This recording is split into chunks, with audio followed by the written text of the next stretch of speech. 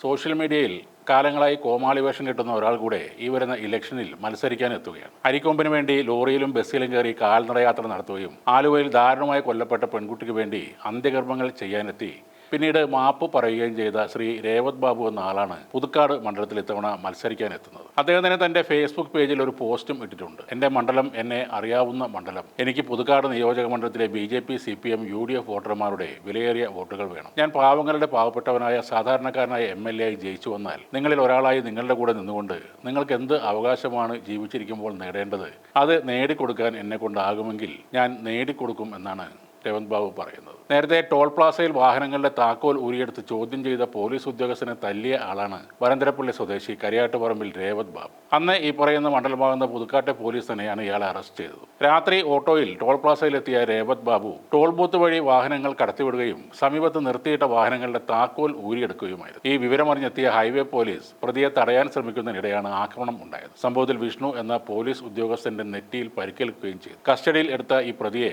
ജില്ലാ ആശുപത്രിയിൽ പരിശോധനയ്ക്ക് എത്തിച്ചപ്പോഴും അക്രമാസക്തനായി പെരുമാറുകയായിരുന്നു. 2023 ആലുവയിൽ പീഡനത്തെ തുടർന്ന് കൊല്ലപ്പെട്ട അന്യസംസ്ഥാന ദമ്പതികളുടെ കുട്ടിയുടെ കർമ്മങ്ങൾ ബന്ധുക്കളെ തെറ്റിദ്ധരിപ്പിച്ചുകൊണ്ട് ചെയ്തതും ഏറെ വിവാദമായിരുന്നു. 5 വയസ്സുകാരിയുടെ അന്ത്യകർമ്മങ്ങൾ നടത്താൻ പൂജാരിമാർ വിസമ്മതിച്ചു എന്ന പരാമർശം തെറ്റാണെന്ന് പിന്നീട് രേവത് ബാബു പറയുകയും ചെയ്തു. തനിക്ക് തെറ്റുപറ്റിയെന്നും പൂജാരിമാരെ അടച്ചാക്ഷേപിച്ചതിൽ ക്ഷമ ചോദിക്കുകയാണെന്നും രേവത് ഫേസ്ബുക്ക് ലൈവിലൂടെ പറഞ്ഞിരുന്നു. ഇയാൾക്കെതിരെ കലാപം ഉണ്ടാക്കാൻ ശ്രമിച്ചെന്ന പരാതി റൂറൽ SP ലഭിച്ചതിന് പിന്നാലെയാണ് ആ മാപ്പ് നീക്കം ഉണ്ടായത്. മാധ്യമ ശ്രദ്ധ നേടാനുള്ള വ്യാജ ആരോപണമാണ് രേവത് നടത്തിയതെന്നും മതസ്പർദ്ധ വളർത്താൻ ശ്രമിച്ചെന്നും ചൂണ്ടിക്കാട്ടി ആലുവ സ്വദേശി അഡ്വക്കേറ്റ് ജിയാസ് ജമാലാണെന്ന് പരാതി നൽകിയത്. ഷിരൂർ മണ്ണിടിച്ചിലിൽ അർജുൻ കാണാതായ സമയത്തും രേവത് ബാബു അവിടെ എത്തി ചീപ്പ് ഷോ നടത്തിയിരുന്നു. അതിനിടെ തന്റെ പേഴ്സും പണവും കാണാതെ പോയത് പറഞ്ഞ് ശ്രദ്ധ നേടാനും പിരിവെടുക്കാനും ഇയാൾ ശ്രമിച്ചിരുന്നു. ഈ കഴിഞ്ഞ ആഴ്ചയാണ് താനൊരു ഓട്ടോ ഡ്രൈവർ ആയതിനാൽ പെണ്ണ് കിട്ടാനില്ല എന്ന പരിഭവമായി രേവത് ബാബു വന്നത്. ഓട്ടോ ഡ്രൈവർ ആയതിനാൽ തനിക്ക് പെണ്ണ് കിട്ടുന്നില്ലെന്നും തല്ലുകൂടാനും വഴക്കിടാനും സ്നേഹം പങ്കുവെക്കാനും അറിയുന്ന ഒരു പെണ്ണ് വേണം എന്നുമാണ് കല്യാണ